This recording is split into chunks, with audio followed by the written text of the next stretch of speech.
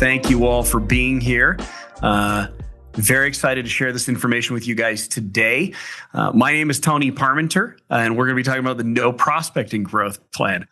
Just a little bit of intro to this whole thing. First and foremost, if you guys have questions, there is a chat and there's a question. I've got this up on my screen. So if you guys have specific comments, specific questions, please feel free to jump in and throw those in there. I'll be happy to answer those kind of as we go.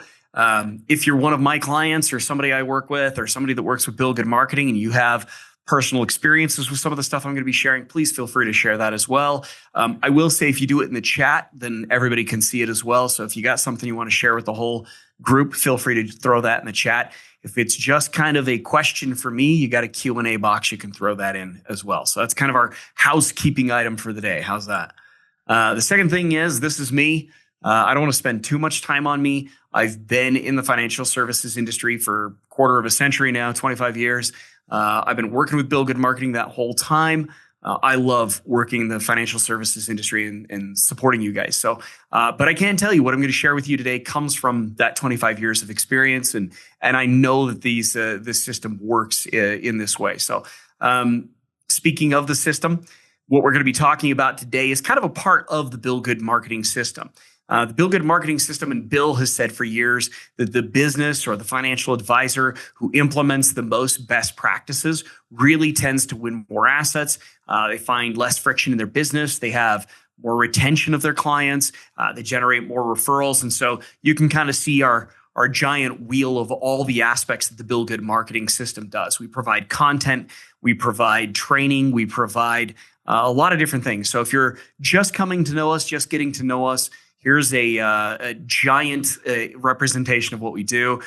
We have seen of late an average growth from our clients of about $19 million per year. That takes in our guys who've been doing it for 20 years and are growing at $30, $40 million a year, all the way to our newest clients who are trying to get the ball rolling and moving beyond the 2 million growth per year up to the 10, 15, and 20. So, and most of them see an average growth of about 15 to 20 households per year. This is a system that's really designed to help you build and retain long-term relationships and find assets from those relationships, which we're going to be talking about today. So as I talk about this, if this sounds like a part of a system that you'd like to know more about, you're going to talk to Stephanie Peterson. I'm going to throw her lovely smile up here on the screen. She's our head of growth. She'd be happy to talk to you about what a growth plan looks like and how what we're covering fits into one of our growth plans. With that said, today's agenda and what I'm going to be going over, and I'm trying to get through it in about 30 to 45 minutes. So if you have questions, pop them in as we go, and I'll try and knock them out. I am a fast talker, so you may have to go watch the recording at half speed. We'll see. But we're going to talk about where the money is. The first major thing you have to know is that in order to have a growth strategy, the first major area of growth needs to be from your existing clients. We're going to talk about other sources and other webinars as we go on with this webinar series, but you have to have a system in place that allows you to constantly be finding assets with your existing clients. There's always new opportunities, and we're going to talk about where those opportunities come in. So we really need to find out where that money is. And there are three common places that hidden assets show up. I may mention a few of the others that are maybe less common, but there are three main sources that we typically see, and you saw that in the promo. We're also going to talk about why you're not getting it. Hey, I know the money's there, Tony. I'm aware of these sources, but it's not coming through the door. And we'll talk about that. And we'll talk about how to overcome those barriers to be able to bring those assets in. And then we'll talk about finding the opportunities. What activities, what things do you need to be doing to ensure that you're finding those opportunities consistently? And hopefully you're using some sort of CRM or system or process to log those opportunities. We have our own CRM, Altitude, which is a big part of our system. And our CRM is built around this broader system that we talk about. So if you're interested in that, as you talk to Stephanie, she can tell you a little bit about that. And then we're going to talk about the Windfall Challenge. And this is basically, I want to take everything I'm going to talk to you guys about today, give you some things you can take away and apply and be able to actually put this into practice and do something with it. And that's what brings me to the goodie bag. And so the goodie bag from today's call, if you stay all the way to the end and you fill out our survey, let us know if you're interested in anything. then we will give you a link to our goodie bag, which is the windfall prospecting, or it's also been called the Find the Money Challenge. And this is just a document that's going to take a very simple set of scripting, a very simple set of steps, and walk you through some of what we talk about today. So we'll get to the questions that are on the windfall prospecting. We'll get to that one kind of toward the end. Well, let's talk about first and foremost, where is the money? We have surveyed clients and we've looked at other surveys that happen in the financial services industry. And from what we find, there are basically three key sources that we see most of these assets coming in from. The first is retirement assets. And you guys know about this. This is your 401ks, your rollovers, your pensions, your 403bs. Now, the biggest challenge is that a lot of people may have an initial conversation or initial engagement with a client. They may be talking about the 401k and forget that this person may also have other assets elsewhere in terms of a pension, in terms of a 403b, in terms of just CDs that they bought at a bank once upon a time.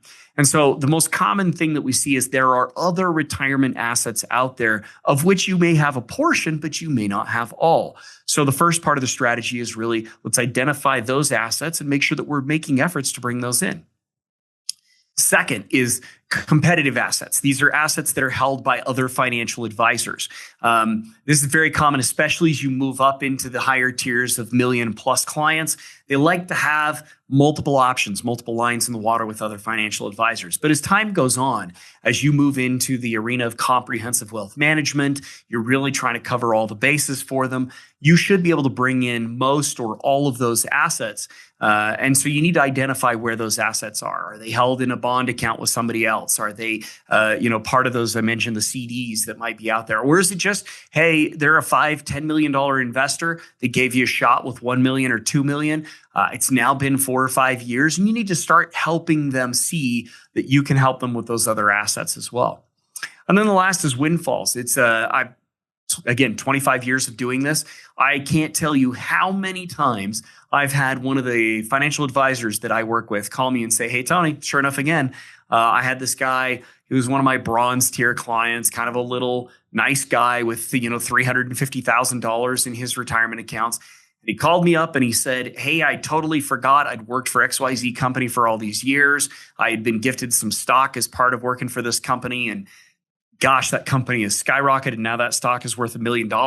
Maybe I should do something with that.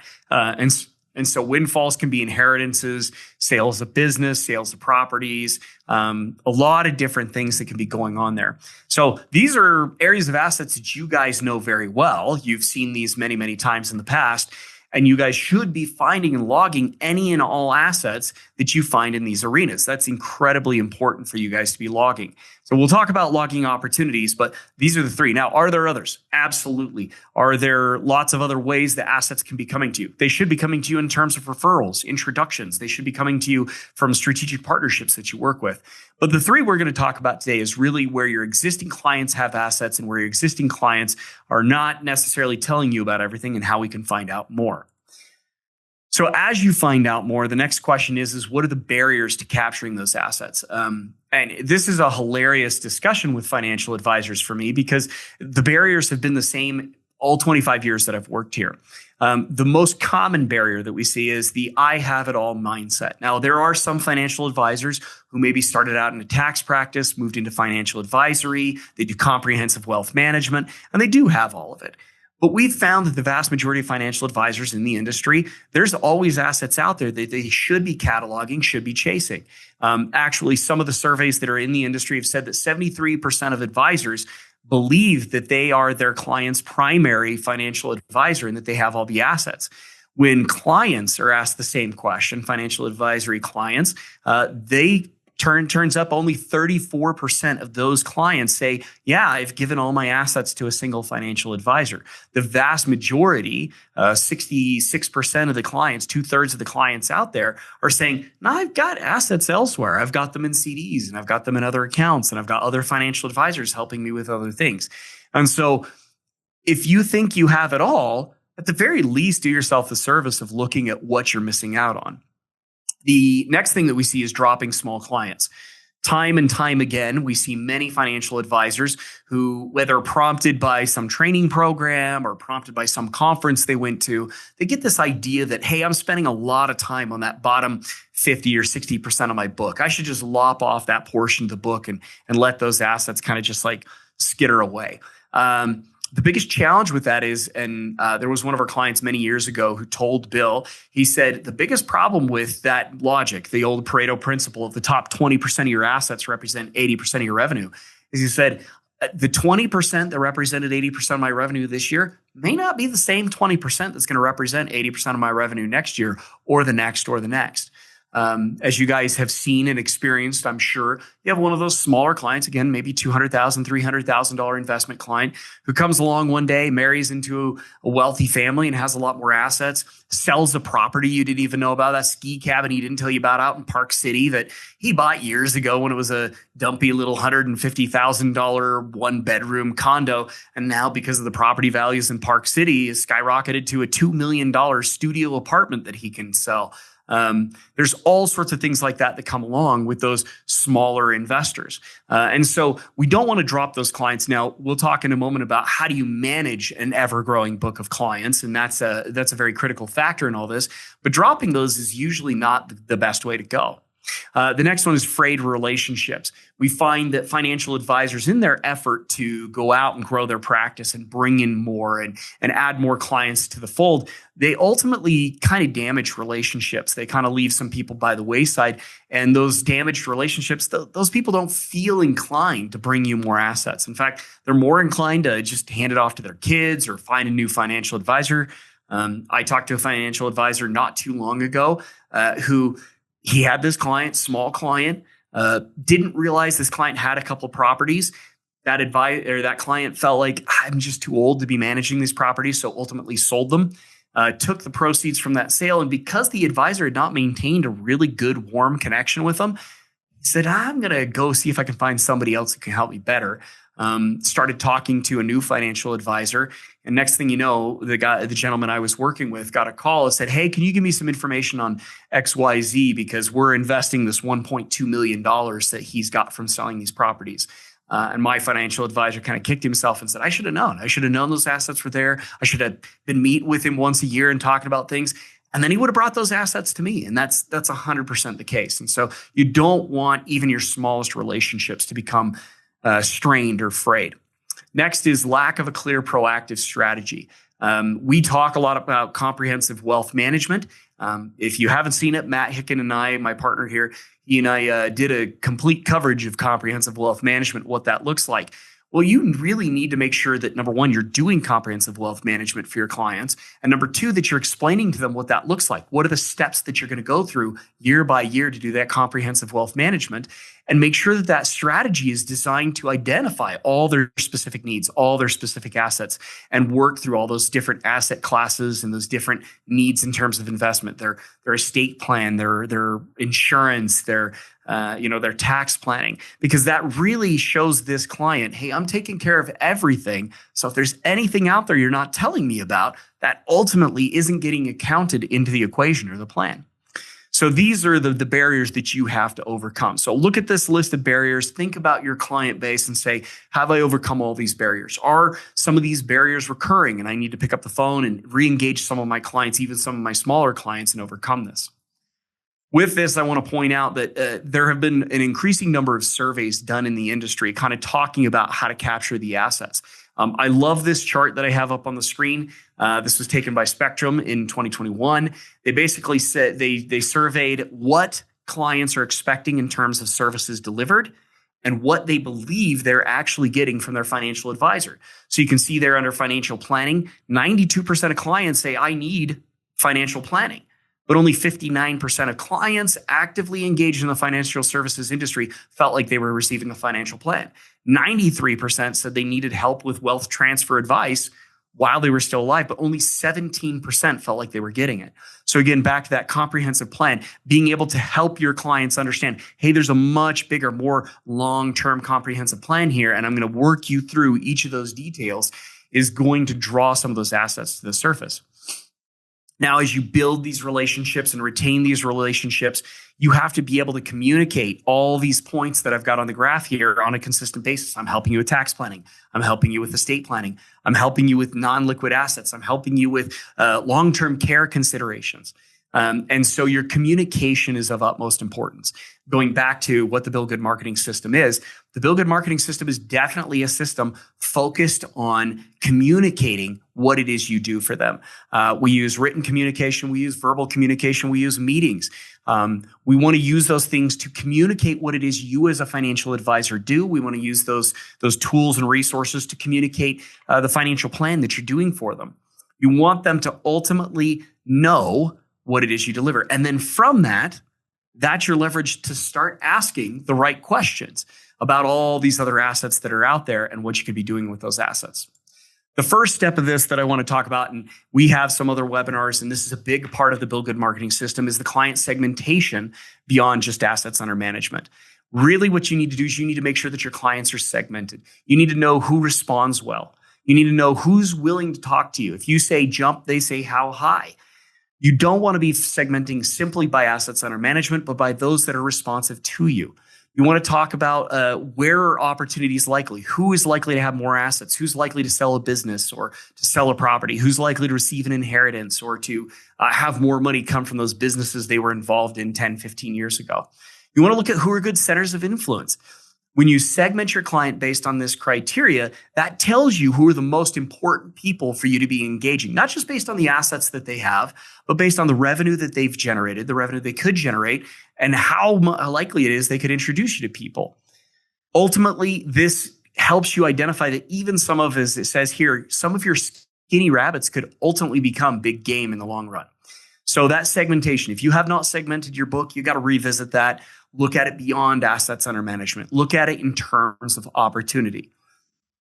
Once you've segmented your client base, once you've begun a process of using comprehensive wealth management to tell them what you can do, how you can help them, and what the assets, what asset classes they should be talking to you about, what different opportunities they have out there, what different concerns, considerations, and questions they have, then you got to start asking the right questions. So I want to go through some of these questions real quick. This is part of our windfall prospecting challenge. Man, that's going to be a hard phrase for me to say over and over. But these are the questions that we have in that windfall prospecting challenge. Now, I will tell you, and it's a bigger document. It's got lots of scripting in terms of how do you initiate the call. It goes through, if they're a pre-retiree, here's how you want to talk about it and begin the questions. If they're a retiree, here's how you want to begin it and then begin the questions. If they're early stage, really just kind of just getting started. If they're a business owner, if they're a big fish sort of thing. It's got a lot of different scripting that helps you kind of enter into the specific questions you should be asking. Now, remember, we want to go back to what are those different opportunity or those different assets that they might have, those different opportunities that exist out there that you need to be chasing. So we want to ask some specific questions to help find those. By the way, what do you have coming up in the next year or so that I should be prepared for? As you work through financial planning, you want to know what's on the horizon for you. Other than your home, what real estate do you own? Again, I talk about that client who I had who had not been asking this kind of question, did not realize that his client had a multi-million-dollar set of property that they were selling, and so missed that opportunity, missed that situation. When do you or your spouse plan to retire? Give me a ballpark. Is it, in 2 years? Is it in 5 years? What's the balance in your 401k? What's the balance in your 403b? These are, and you guys generally go through this as part of the initial financial planning. But if there's anybody you don't have that information on, we need to dig in and acquire it. What investments do you hold elsewhere or might want a second opinion on? Especially, again, as I mentioned, as you get into your $1 million, $2 million, $5 million clients, this is a fantastic question. Another way to broach this is, hey, as your financial advisor, I'm looking at a comprehensive wealth management strategy or plan for you. I want to be sure we're taking everything into consideration. Are there assets out there that might impact the plan we're working on that I don't know about? Because if you're paying a lot of taxes on that, we can definitely come up with some strategies to help absorb that. Are there some assets that aren't appropriately protected in an estate plan or with insurance? Hey, we might need to take a look at that. So as you talk, especially to the more wealthy, you want to be looking at other opportunities that are out there in terms of assets that they haven't brought to your attention. You or your parents give financial gifts to grandchildren. So talking about gifting, any bonds or CDs maturing in the next year. And then finally, any other income streams that I should know about. Hey, in the COVID era and the era of, the online grift, I started a little t-shirt shop. It was just kind of a gas. And guess what? It's pulling down $100,000 a year in revenue. I probably should talk to you about that. Be surprised how many people have alternate revenue streams that you might not know about. Now, these may seem like simple questions, and these are the 7 basic questions. But if you really think about your bronze clients, your silver clients, there's a good likelihood that there are some of those assets out there that you have not discovered yet. What's next? The next thing you have to do is first, you need to review your segmentation of your book. You need to find out where those likely opportunities are, where those centers of influence are, where those folks are who have assets that you have not nailed down quite yet. That needs to become your group that you're going to chase after. So get that segmentation nailed down. Now, again, don't segment based on assets under management, segment based on opportunity and need. Second, you're going to download the Windfall Challenge, which I'm going to show you how to get that here in just a moment. That's our little reward to you for sticking out through this webinar. Then you're going to want to ask at least 7 of these questions this week with your clients. Pick up the phone, call them, go through these questions. Now, again, you're sitting here going, Tony, I don't want to just pick up the phone and call my client and ask them one of those 7 questions. It's fine. We have a whole script, like I said, that begins the introduction. Here's why I'm calling you and what I'm talking about, and then looks at their particular situation, gives you kind of a transfer into the questions, and then allows you to easily ask those questions to dig in on some of those assets that they maybe haven't told you about. The last thing is, and like I said, this is only a portion of the overall growth strategy of the Bill Good Marketing System. This is the no prospecting. This is the no cold calling approach. I'm going to reach out to existing relationships, find what assets are out there, and try and bring those assets in. If you talk to Stephanie, she'll tell you this is a small part of a much broader growth strategy that we work on. So are there other areas? Could you be doing a better job at referrals? Could you be doing a better job at working your centers of influence like CPAs and estate planning attorneys? So the next step I would say is when you get this plan rolling and you're starting to see those identification of opportunities and things for the future, then say, great, I need to go to the next step. Call Stephanie. What Stephanie's going to do for you, and her goal is to review everything you're doing, review how this fits into your broader growth strategy, and talk about how Bill Good Marketing could help you beyond just this no prospecting approach. Do you want to do seminars? Do you want to build better strategic partnerships? Do you want to shift and focus on those 2 or 3 $5 million clients you have and really build a social network where you can engage more of those people? We have strategies that kind of help do all of that. But start here. Start generating some new revenue, finding some new opportunities with your existing clients. Okay. So as we're reaching the conclusion here, I haven't seen any questions other than Michael wanting to know about the slide deck. And again, my friend, I will give you the Windfall Challenge. But if you want to see this slide deck, you're going to have to go listen to my voice and see my face one more time. But are there any other questions anybody has before we conclude and before we wrap up today? Give just a second for everybody to pop those questions in.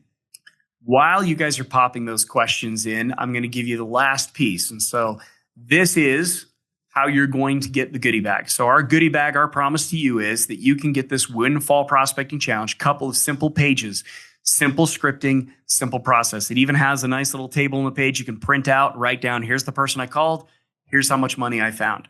I challenge you to fill that sheet out completely from beginning to end. Now, again, focus on where is their opportunity. Don't just call clients willy-nilly. Think about who is that client that, I've got $500,000 of their assets, but I know there's got to be some real estate out there. I know there's some other investments that we haven't talked about. Let's look at that client who I know there's a likelihood that they have more assets that I haven't talked about. Go to them first. That's got to be your group that you focus on. And Dan asked the question, can I show the 7 questions again? Believe it or not, all 7 of those questions are on the Windfall Prospecting or Find the Money Challenge guidebook. So if you'll scan this little QR code or click the link that Paige was kind enough to put into the chat, That'll take you to the survey. Fill out that survey, give us your information, tell us what you're looking for, how we can help you. And then you will be directed to the download page for this guidebook. And you'll be able to utilize that guidebook to get those 7 questions and all the other scripting that I talked about as well. So looks like that's the only question, the only additional question I've gotten. So there's your guidebook. The last thing before I depart, if you enjoyed this, if there was some good information here, if there's other things you want to learn, we do have a host of other webinars posted on our YouTube page. Our YouTube covers a lot of different topics. This is one of our shorter, quick topics focused on just a get down and get her done kind of moment. We get into some comprehensive topics, some deeper topics. We get into relationship mapping. We get into referral prospecting. As I mentioned, Matt and I recently went over comprehensive wealth management and how you really chase down those 5 million plus kind of clients and really build the kind of relationship that allows you to do what I'm talking about here. So please visit our YouTube page, check out some of those other webinars, see what else it is that you can do to grow your business, grow your practice. And Paige was kind enough to also put the link to our YouTube page in there for you. But I'm checking the questions again. Doesn't look like we have any additional questions. So again, challenge to you guys, fill out the survey, get the Find the Money, the Windfall Prospecting Challenge, download it, print it out. I challenge you all to get through 7 clients this week. Talk to 7 clients this week before Friday. Ask those questions, walk through the process, catalog what you find in new assets under management. The final story that I'm going to close with is years ago, as we kind of taught this challenge and we taught this as an entry to the Bill Good marketing system. We had one particular financial advisor, a fantastic woman. She said, I'm going to do this, Bill. I'm going to commit to this challenge and I'm going to do it. She prepared to join the Bill Good marketing system, took on the challenge, filled out a whole sheet, found, I think it was something like $5 million in assets that she did not even understand that her clients had. She was shocked. And so she called Bill and she said, I found $5 million. I'm still not coming out to you guys' training class just yet. I got a few more weeks. I'm going to try and do it again. And I think she repeated the challenge, filled out that sheet that's on this document you guys are going to download, went through it about 4 or 5 times. And by the time she came to the training course and started up on the Bill Good marketing system in earnest, she'd already found between 15 and 20 million. I don't remember the exact figure, 15 to $20 million in new assets that she had no idea about. She sat in the class and she said, listen, there's lots here for me to do. I got to learn how to do referrals. I got to learn how to do, all these other things that you're teaching, Bill.